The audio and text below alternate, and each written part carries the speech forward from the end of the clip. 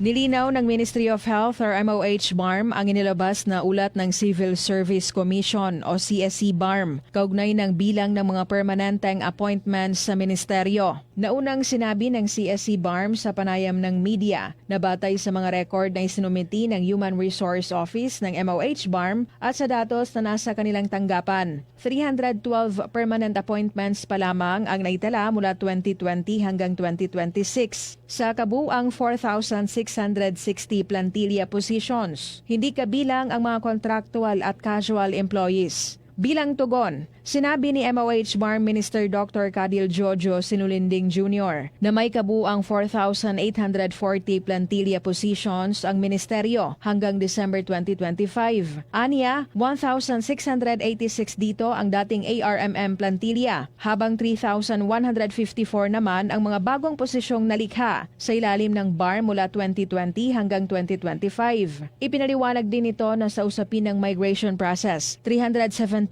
appointments na lamang ang natitira. Unang-una, yung 312, mali. Pangalawa, yung 4,660, mali pa rin. Sa pagtutuwid, klaruhin lang natin. 317 ang on-process ng migration mula sa MOH at sa ARMM papunta po sa BARM MOH. Tiniyak din ni Sinulinding na makikipag-ugnayan sila sa CSC BARM upang maitama ang kanilang mga record at matiyak na pareho ang datos na ginagamit ng dalawang ahensya. Hinikayat din niya ang publiko na tiyaking beripikado ang impormasyong ibinabahagi upang maiwasan ang pagkalito.